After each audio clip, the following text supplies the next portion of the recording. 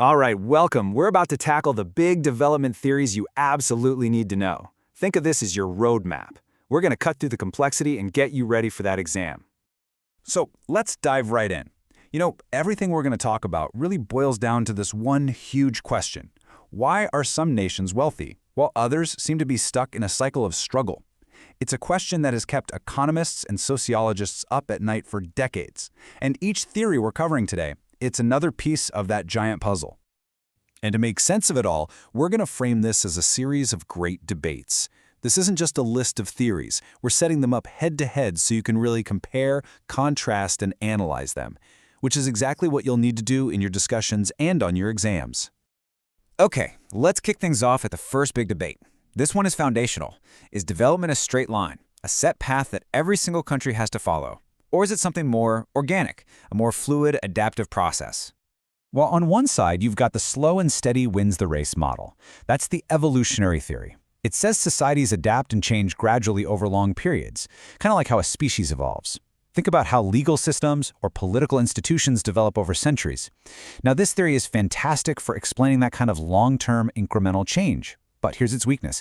It really struggles to explain sudden, explosive events. Things like revolutions or the jaw-droppingly fast industrialization we saw in places like South Korea. It just doesn't have a good answer for that. And then, in total contrast, you get Rostow's linear stages model. This theory gives us a super rigid five-step ladder to development. It's a classic, and it argues that every single nation has to climb these exact 5 rungs in this exact order to become modern. It's simple, it's clear, but you can probably already see the problem, right?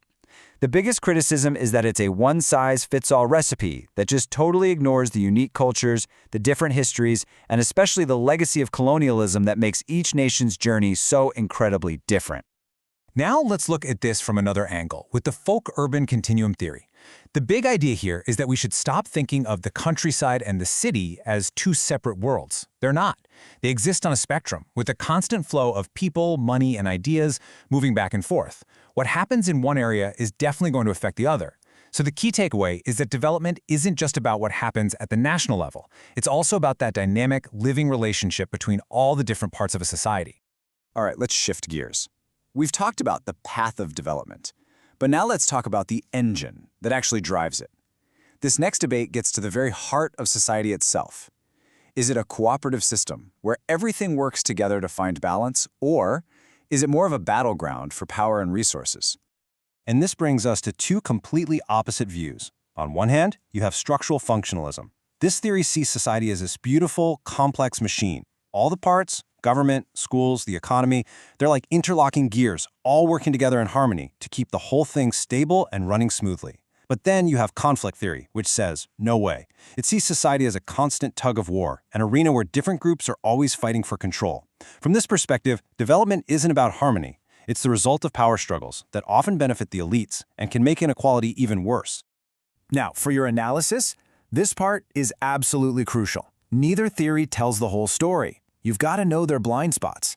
Functionalism gets criticized for being, well, a little too optimistic and conservative.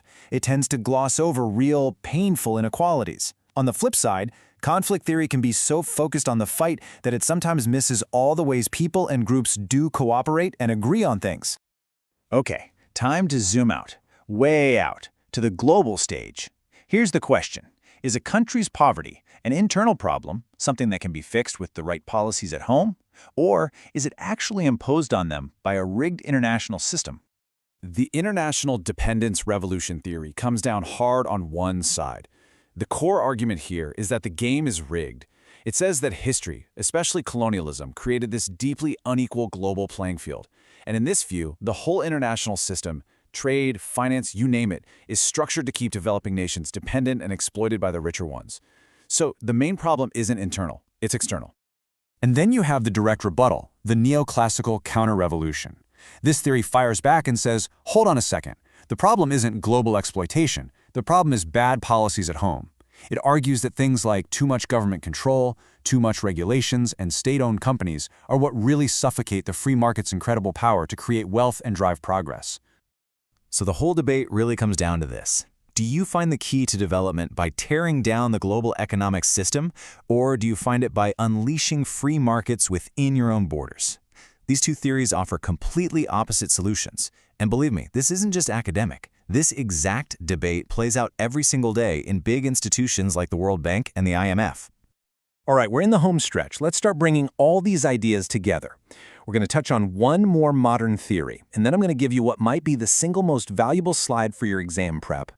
So this brings us to a more modern perspective, new growth theory. This one really shifts the focus. See, older models were all about physical stuff, factories, roads, machines. But new growth theory says the real engine of long-term sustainable growth is knowledge, innovation, and human capital. It argues that the most valuable resources we have aren't in the ground, they're the ideas inside our heads. So if you want real growth, you have to invest in people, in education, and in technology. Okay, this slide right here, this is gold. This is your key to the exam. It boils down every complex theory we've just talked about into its single core idea. Seriously, I would pause here, take a picture, burn this into your brain. Use this table to lock in these concepts before you walk into that test. It's gonna be a lifesaver. And that leaves us with one final question for you to think about. See, the goal here was never to pick one winner, to say this is the one true theory. The real skill, the one you're developing, is learning how to use all of these theories as a toolkit that lets you analyze the complex, messy, and fascinating world around us. Good luck.